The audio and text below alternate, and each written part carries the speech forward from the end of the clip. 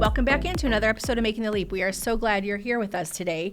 Hard to believe that we're already rolling through January. It's about ending, finished, and we're on our way to another month. It has been flying. I was thinking to myself today that, reflecting on last week's episode with Sadie Elliott, in one sense, I was talking with the guys who help us behind the scenes here, Matt in particular. He made the point. I said, why have we never had Sadie on before to talk about the trainings for teachers?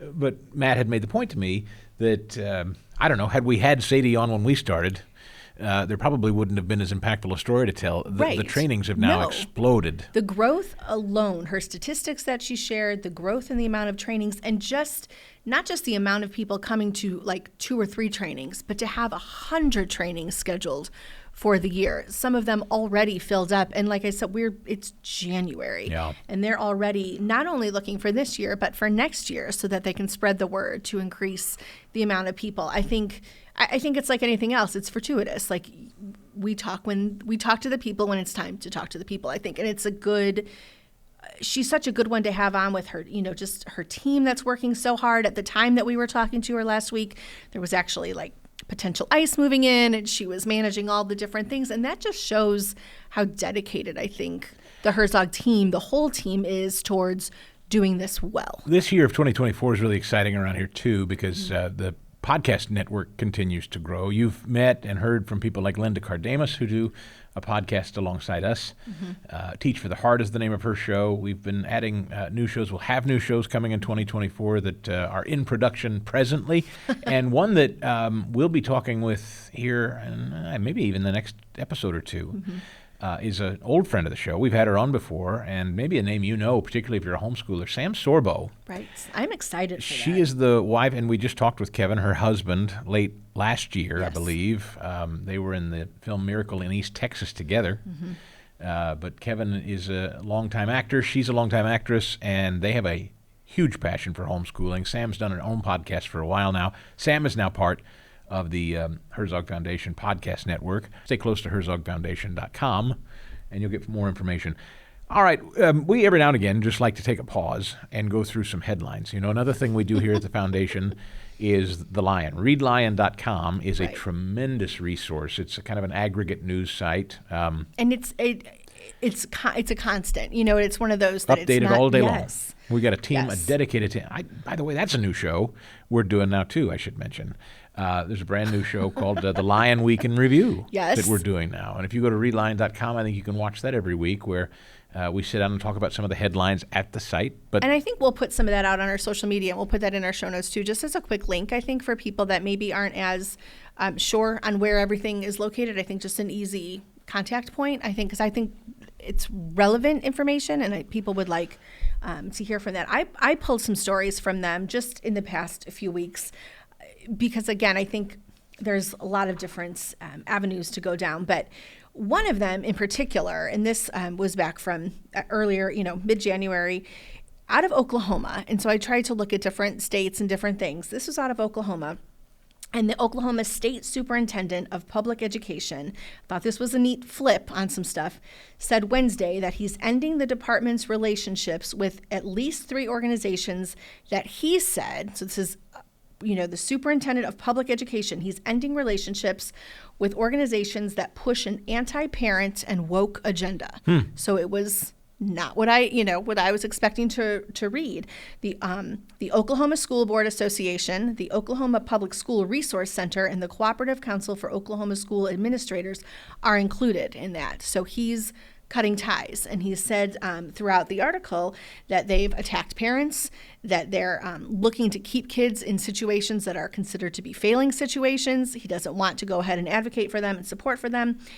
Districts and school boards should not have to purchase memberships to external organizations to receive development and training that they need to run successful schools, which I thought kind of went along with what we talked about with Sadie last week, just that there's not only are we trying to do something here at Herzog, but this was a public school entity saying we're not going to go down this woke path anymore. And so I thought that was a great piece of information to share, because that's small victory. I think, Oklahoma's an interesting state to watch. They have been, their governor, Stitt, is an advocate for school choice. There are a lot of internecine battles in the politics of Oklahoma, but that state seems to be trending toward universal school choice. I think it's already there. I think we talked with Carrie about that earlier. But Oklahoma is a particularly interesting state to keep a sharp eye on. In Pennsylvania, Kooth. Kooth. Have you heard about Kooth? Well, and I know the name, and I'm trying to remember why, because I was reading on some different things. So a former congressman in Pennsylvania authored a piece called Say No to Kooth in Pennsylvania Schools. I didn't know what this was. Okay. So I'm going to educate all of us together. Strangers talking to school children on the internet. What could possibly go wrong, writes the former congressman. If that's not bad enough, how about parents having no idea it's even happening? The newest threat to parental rights in entering our school districts, it's behind closed doors.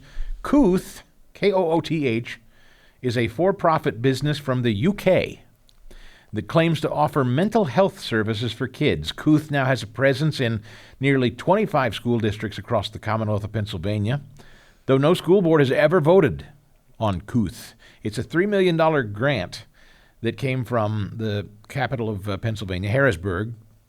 To this tech business enabled the decision to be made without any public conversation.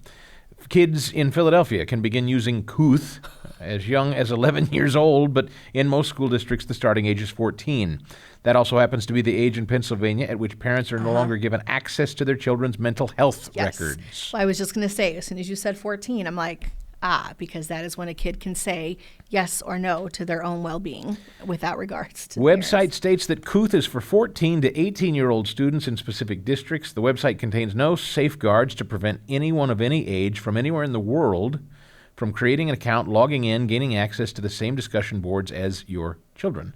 Visitors don't even need to say what district or what school they're affiliated with. Kooth allows users to fill out and complete profiles with no verification of identity or any other background information. It's an open door, says former Congressman Barletta. It's an open door for child predators. So I think I know I did see something about this because I see some, I'm on some parent sites in Pennsylvania. And isn't this, it's something where they're doing it in school and they're allowing the kids access in school? That's like right. It's a they setup. can log on and Yes. It's basically like a chat room or a... Yes, because they were talking about the comparisons between some of the surveys that are given to the kids and you have to opt in or opt out. And they were like, how do we not have to opt in to something like this? So you have a parent or you have a kid in your public school in Pennsylvania who has this program in their school. Here again, this is this running theme. And I got another story about Arizona's largest school district showing kids how to hide gender transition from parents in a lawsuit. Right. These things keep coming up. Districts seem to be importing these ways. Kids can communicate and talk with the outside world or internally without you as a parent ever being kept in the know. Right. It's a total thwarting of, an attempt to go circumvent any kind of authority. And I think that's exactly why I was so stunned at the Oklahoma story, because that is somebody actively saying, we're not going to do this. This is complete anti-parent. Those are not okay programs to be having without a parent aspect, without some kind of option. And Pennsylvania is an interesting one because, I remember talking with some people who were looking to get their child into some counseling, and the kid can refuse. The kid can say no as of 14. And then you have to, obviously take some additional steps if you really feel like your child needs some additional help or support.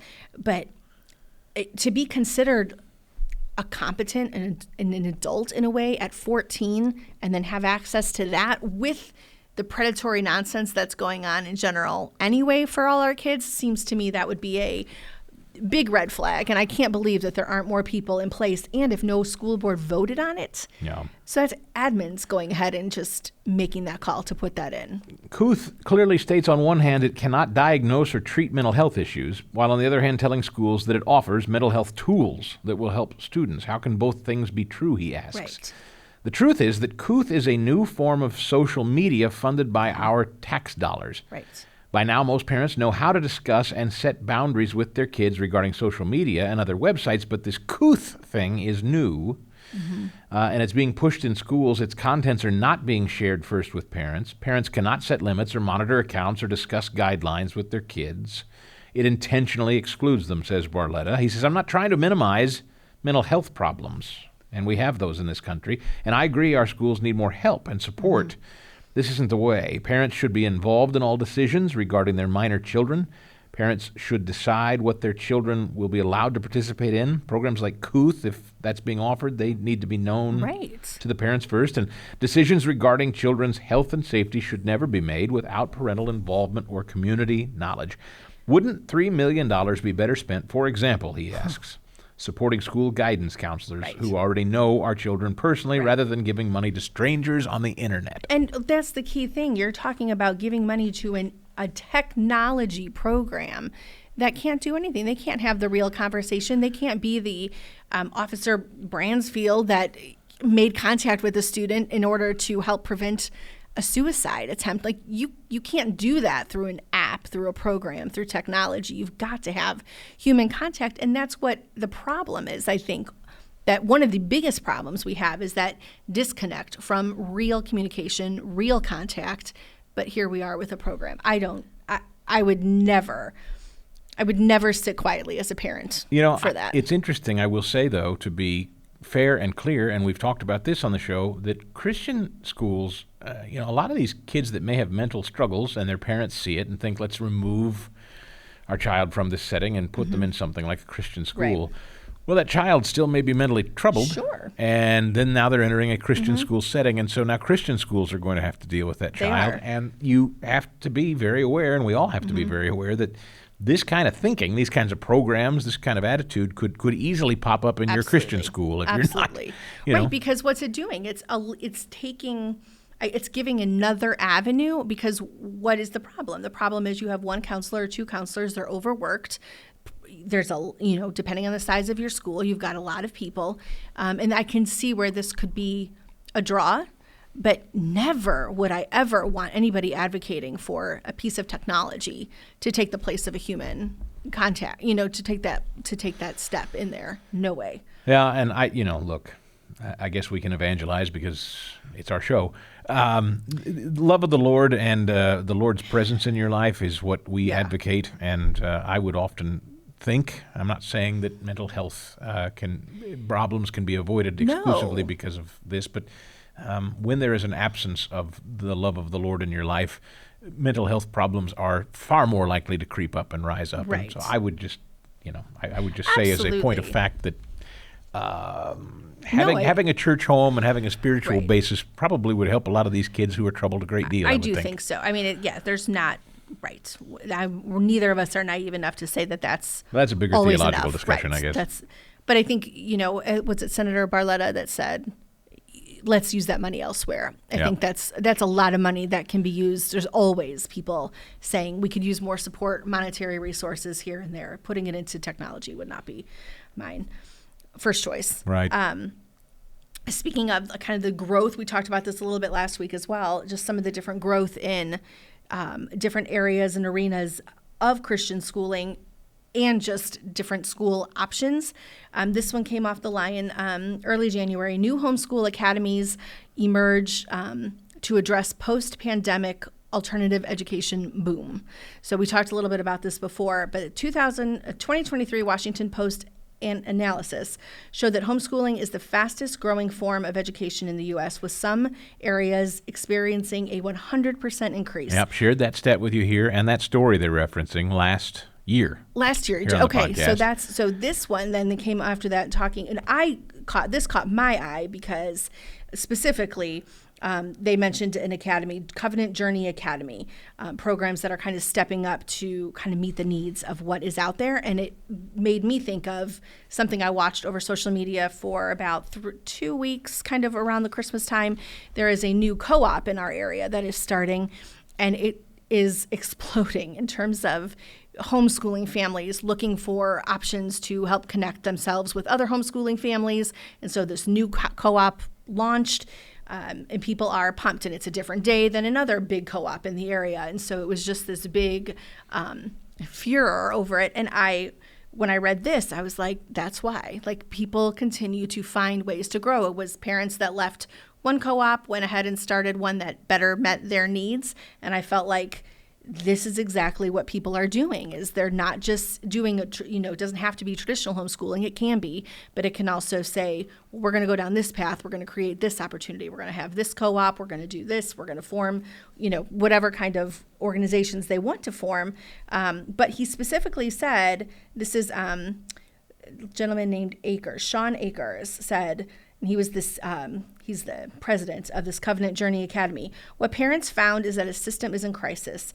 It has alerted parents to both the quality and the content that their children were receiving and repositioned the American parent to begin looking for options. Mm-hmm. And so when I read this, I just thought, yes, because I am seeing options pop all the time on social media in our area alone. One of our most downloaded episodes of 2023 was the availability of schooling, alternative schooling in rural areas, small areas, mm-hmm. which really interested me. Yes.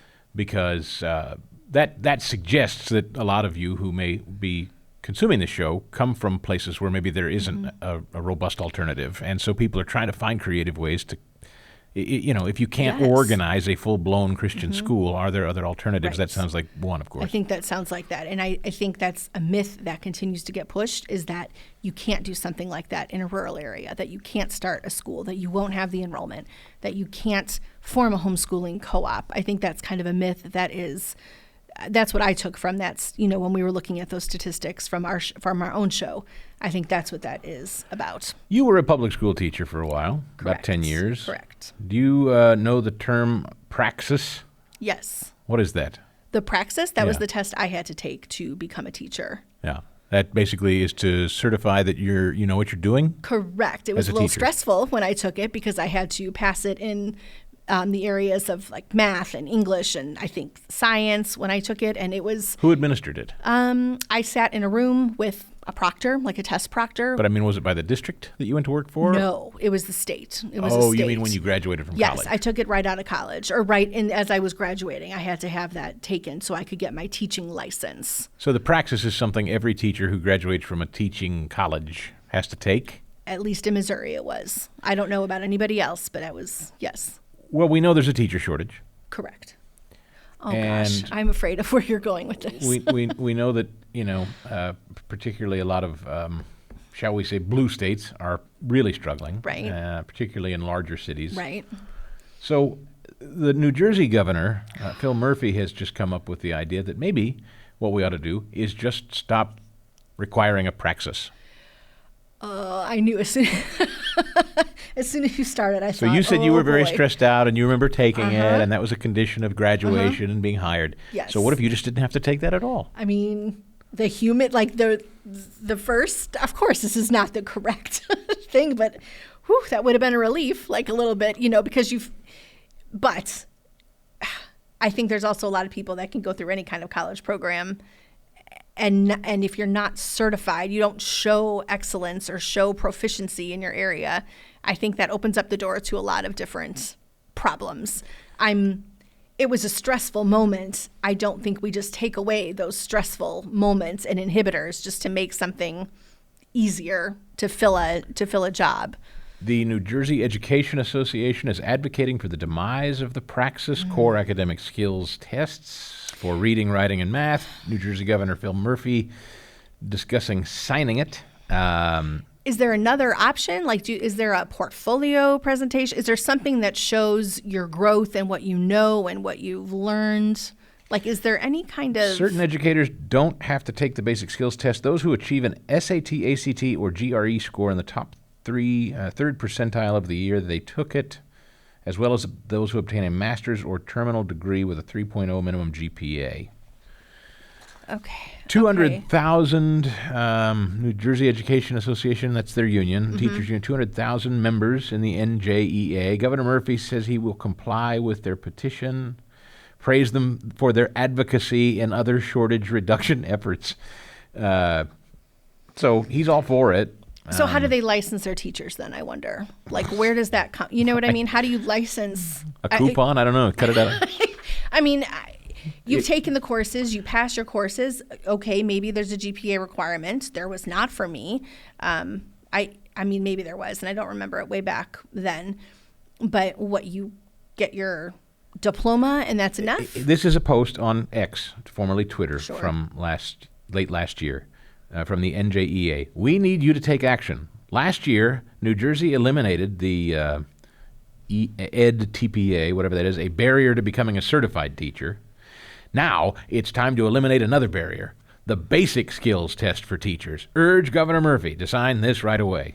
I mean, Okay. they're crowing about it. Now it's time to eliminate another barrier, a basic skills test. So Like they're you know proud what? of it. Okay, so I think that's dumb. Let me just I'll just go ahead. I think that's dumb. Before you But- hold your point and just let me say, Okay. hold that thought. How many times have you heard someone say, "Oh, I couldn't teach my kid. I couldn't teach my kid. All the time. I'm not a teacher. I'm not. I How couldn't could I teach." homeschool? I'm not certain. There you go. Okay. Oh my gosh, like I have a lot of thoughts in my head on this. So I'm gonna flip it for a second. So back in Pennsylvania, when we lived there, our kids at the time, I have no idea if this still exists or not, but our high school kids at the time, and this did bug me, and I think there's a little bit of a correlation.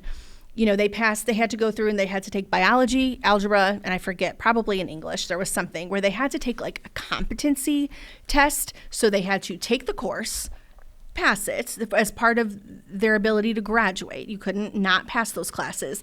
Then you had to take what was called the Keystone test. So at some point during your high school career, you'd already taken the class, already passed the final, then you had to go take another test to prove that you knew the material. I didn't really agree with that. I definitely didn't agree with it during the pandemic because they had like taken biology, for example, and then you've had like this year and a half go by, and then they were, talking about having them take that Keystone test, and they removed it as a graduation requirement for like 2 years because you had to pass a final and then pass another test, and it seemed kind of redundant. So my question is for Phil Murphy, my question for New Jersey, I appreciate not being redundant, but I remember on that Praxis very specifically, it wasn't just, can I do math? Can I write a sentence? It was scenarios, situational. You're doing this in a classroom, this happens, how do you handle it? It was a lot of thought process involved, and I think that is important. I think that piece is important. And assuming I've gone through college, I can read and do math. I can do some basics, but I can just walk in somewhere and start teaching algebra to high schoolers? Because I'm sure not qualified to do that. Well, so in an I don't era, understand. in an era where teachers' unions are suggesting school choice is their enemy, why Yeah. would a teachers' union advocate lessening the standard of excellence for teachers' requirements to Right. teach? You're making the case against yourself. For If you're parents to saying say, yeah. there's not a dime's worth of difference between average Joe on the Right. street and me as a teacher, well, then you're making the choice. We can handle it just as well. Yeah. This is what just drives me crazy. Public school is reducing their standards. They're not Right. accelerating. They're not saying we're competitive, They're not we're holding better, a and here's line why. even. They're not even holding a line. No, and so there's zero compelling reason other than activities and funds, taxpayer funds to build big Taj Mahal schools with Technology, big fancy fields things and like technology. Kooth. Yeah. Yeah, like if you don't, okay, so you have a fancy lab and everybody gets a laptop and you've got a beautiful football stadium. But you don't have certified, qualified teachers. Yeah, so basically we're saying that public schools have become rec centers, fancy rec centers. And I also don't get it either because, I understand bringing somebody in out of a field, let's say forensics, who maybe bring them in to teach a forensics in a high school setting, let's say. If you're going to teach that course, I think you do have to have some knowledge of educational practices, different techniques for teaching. I think you have to have that. There should be some kind of test, some kind of course, some kind of certification, completion, something. You can't just welcome on in anybody. You got Joe Schmo off the road. What's next? Like, no background checks? No, like what? I don't understand how they can keep removing things like that. And if there's nothing, I guess, in there about some kind of proficiency piece. Yeah. How do you know what they've learned? How do you know what they know? How do you know? That they can't just walk into a classroom and sit at a desk Well, and observe and just hand out the work. And How do you know? That is the irony. ABC News wrote a similar story. We chronicled several of these last year. The news media now, mainstream news media, is really picking up on the fact that people are deciding to homeschool. Mm-hmm. And in fact, in Louisiana, they're called unapproved schools. Literally, that's their name. Doesn't mean they're not legal. It means they're unapproved. And that's literally what they call them. What a slap in the face. The students in Louisiana's off-the-grid school system aren't missing, but there's no way to tell what kind of education they're getting. And so, again, I go back to New Jersey, and it's... That's irony at its finest. Your teachers unions advocating doing away with standards. No standards. And then the very same media writing stories about, well, where are these kids learning? Where are these kids learning? They're off the grid. It's like they can't see... I really don't think it's like they've got two different hands and they don't see what the one is doing for the other. You know, they don't understand that they're Why isn't news media asking what kind of education kids are getting when they go into a public school instead of making these off-the-grid kids who are learning at home? And insinuating a lot just by that term alone. Like, that's problematic. I'm going to have to talk to some people in New Jersey because that floors me. Yeah. I did not know that at all. I don't know where it's progressed, but... Well, I want to find out. Here's a positive story. Iowa is sane. So the state of Iowa is sane. Kim Reynolds introduced landmark school choice in Iowa, and it's really taken off. Iowa's Board of Regents voted Thursday, this is from a couple of weeks ago, to scale back the state university DEI programs. The vote came after Kim Reynolds, the governor, signed a bill last year establishing a Board of Regents commission to review Iowa's DEI activities and recommended changes. The changes to the program include eliminating DEI functions that are not necessary for compliance or accreditation. This is for the college level stuff. Okay. Board of Regents have adopted ensuring employees, students, applicants, campus visitors are not required to submit DEI statements or be evaluated based on their participation with DEI initiatives. New rules also prohibit Iowa's public universities from requiring employees, students, applicants, or campus visitors to provide their preferred pronouns. So that's huge. Yeah, that's great. You're not going to be asked if you go to work at an Iowa public university, what's your preferred pronoun anymore. And it said that's teachers and students. They're not going to be required. That's good because we were seeing that in the high school, that the teachers were handing out Google Forms or paper forms, and students were required to fill them out, and it was for a grade. Like, they're asking kind of get the basic information from students at the beginning of the year, and it was for a grade. And the parents were like, don't fill that out. Well, I'm going to fail the assignment if I don't put that part in. And that's good. I think that's really, really great. Good for Iowa. Yeah, Republican governors are pushing back. Most recently is a fascinating story going on while we're talking about, I guess, public education generally. Not only are we talking about a reduction of standards for teachers, but we're also now just talking about the very physical buildings themselves. At the Lion, they've chronicled everyone knows the crisis at the border. Everybody understands that major cities are being overrun now. Right. Greg Abbott, the governor of Texas, is sending migrants north into major northeastern cities like New York City. Eric Adams, the mayor of New York, said, I can't handle these people anymore. We don't know where to put them. Well, they've built tent cities, I guess, for these people, now temporary housing. Right. There was a huge nor'easter, right, that just ripped up the northeast coast. It was a ton of rain, ton of water. A couple of weeks ago, just ripped right up the east coast. And so New York had this problem. What are we going to do with all these migrants? And their solution. Their solution was to use the James Madison High School as a temporary overnight respite center due to the forecast. And so they went ahead and closed their school building to their students, for which they receive funds, and school would be remotely held for all those students that are in that specific school. And it was going to go ahead. They opened it up for migrants to come in. Kids stay home. We need shelters for illegal aliens. Yeah. I can't even. So we're going to give them your school. That's the kind of crazy that I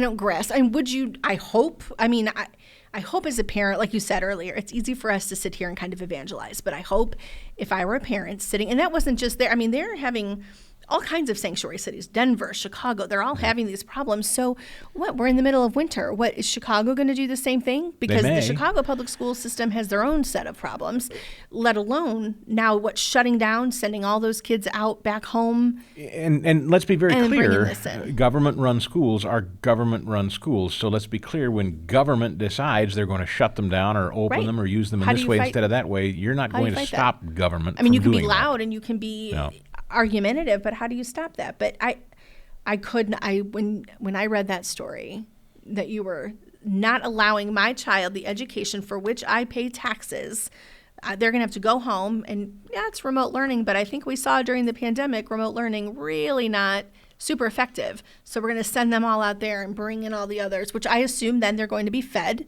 Sure. There's going to be some kind of assistance, and no one wants, I was actually talking with some friends at the time that this was happening. It's really, this to me is just in general, the politics of it, it's really kind of an attack on humanity. Nobody wants to think about a family sitting out in the middle. We've sat in the middle of nor'easters. Like, they're not enjoyable. Nobody wants that to happen.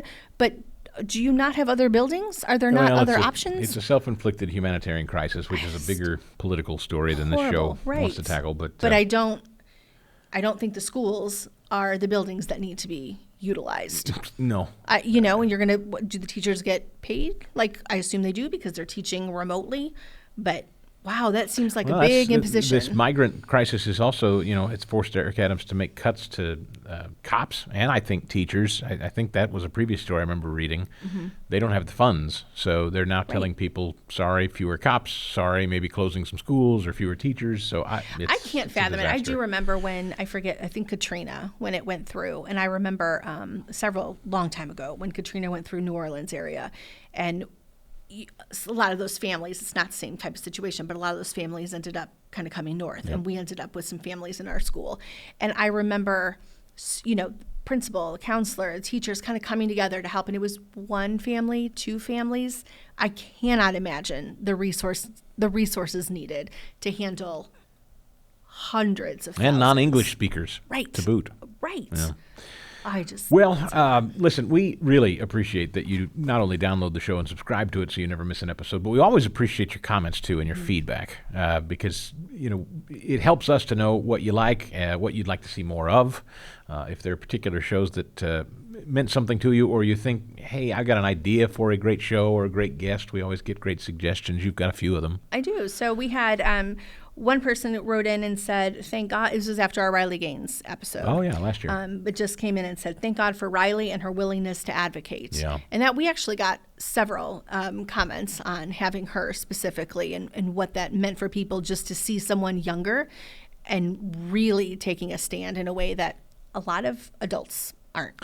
Yeah, speaking of Riley, I would just say stay tuned in 2024. Yes. That's all I'll say. Stay tuned in 2024. Teaser. Yeah. And then we had another one. This came from Success on Demand, and this one said, excellent discussions on education, ed choice, gender ideology, and more. I enjoy learning from practitioners in the field with a Christian worldview. Very cool. So that was fun. We always enjoy reading those. Yeah, keep those comments coming. You can find us online as well.